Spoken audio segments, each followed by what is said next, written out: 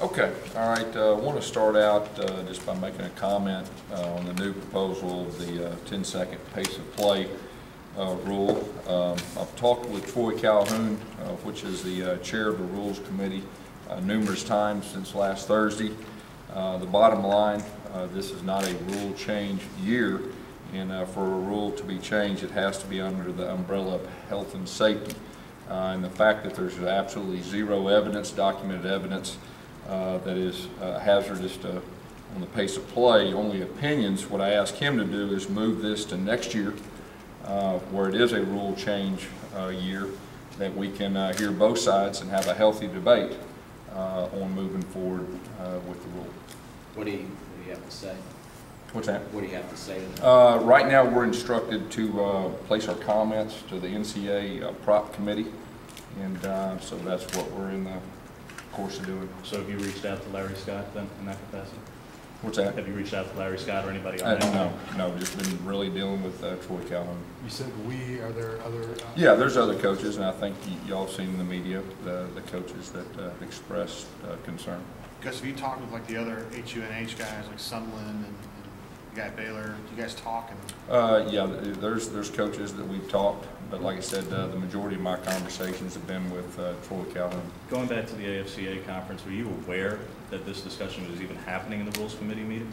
No, I was not. Have you talked to Coach Tuberville, who's the president of the AFCA? No, have not. You talked to Saban or Bielema, who were apparently in the room in the first place discussing the gentleman? No, I'm not.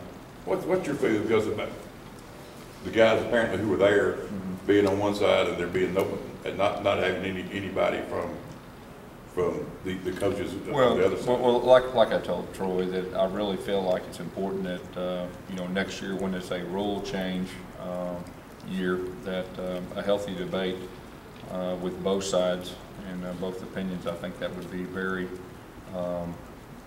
very useful. Once again, I think we don't need to lose sight of the fact that the only way you can change a rule is health and safety of our players.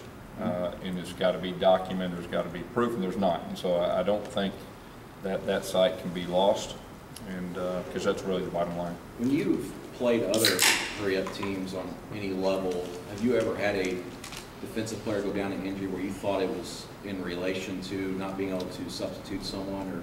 Well, I've been running a fast-paced offense since 1997. I've never felt like on either side that it was a health and safety issue on offense or even on the other side. With something that reached back as far back for you as this, and I mean, this was a basic tenet of your offense in coaching videos 15 years ago.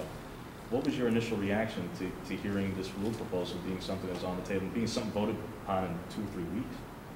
Well, like I said, I think we got to go back to the fact that the only way you can change a rule is for health and safety reasons, and that's what we don't need to lose focus on. And the fact there's no documented proof, only opinions, I think that is very important.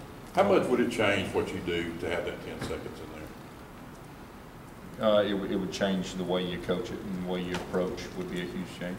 Is the big thing there just the threat of defenses knowing you can snap it as soon as they place the ball down? Is that well, the big thing? It's just a complete rule change. It changed the dynamics of traditional football in a lot more ways than anyone would think. Not just if you get behind by a couple touchdowns and it's late in the game, you couldn't properly come back, but the way you coach your quarterbacks, because it wouldn't just be 10 seconds. You got a 5-yard penalty, so it would be probably more than 4 or 5 seconds into that, and it just changed the dynamics of football. So.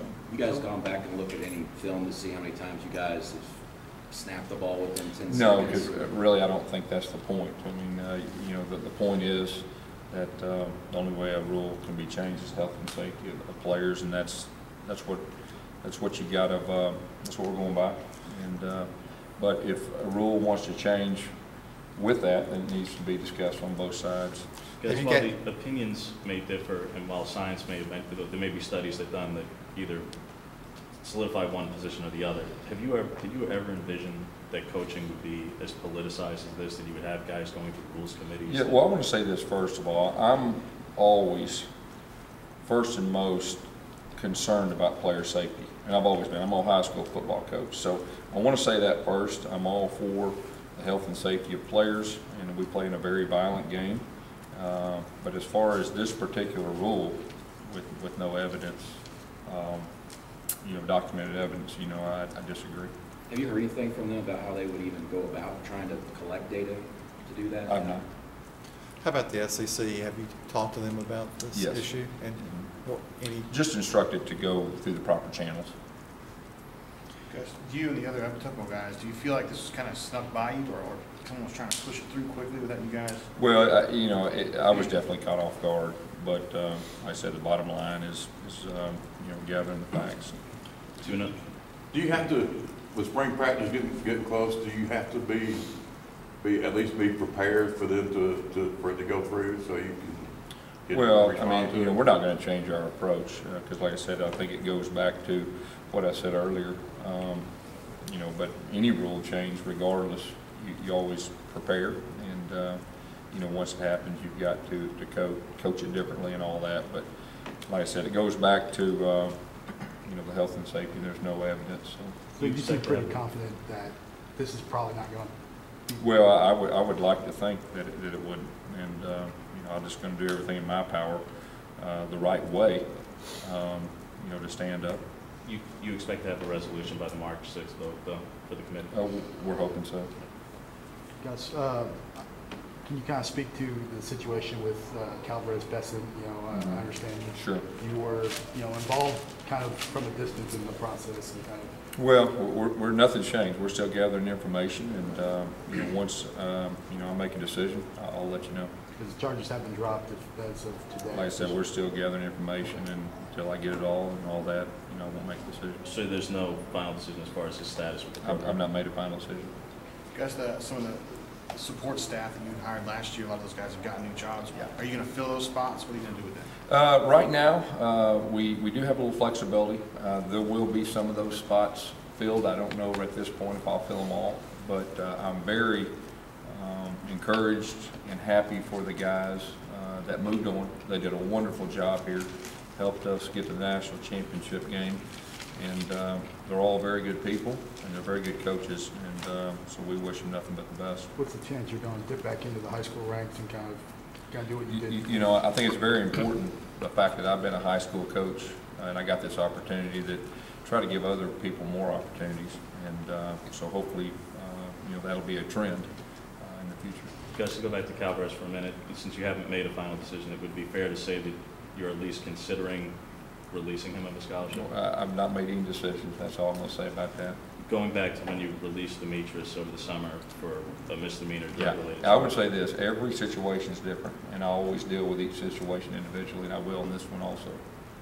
Can you talk about Joseph Turner, what you saw in him that you like? Yeah, he's a very talented young man that has the ability to play corner, play safety, good cover skills, can run. He's a guy that we feel like has a lot of potential. It looked like you had a couple of spots, a room to fit maybe one or two in. Is that fair? Yeah, we did. We had some flexibility, and just felt like we needed a little bit more depth with cover skills, on the back end, since we lost quite a few, and so that's what we did. How winter workouts going for you guys? We started our 6 a.m. workouts this morning, which was very good for our coaches to get with our players.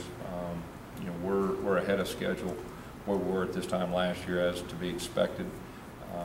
Just really working on the mental and physical toughness element. Coach Russell's done a great job, preparing our guys. And it's always good the very first day. You're looking for leaders, and you got the seniors from last year's group moving on, so the dynamics are a little bit different.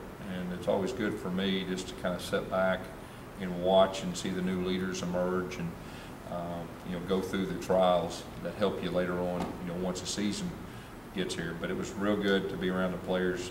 There was a lot of excitement. I don't think they were dreading it, which last year I know that it was a completely different deal there.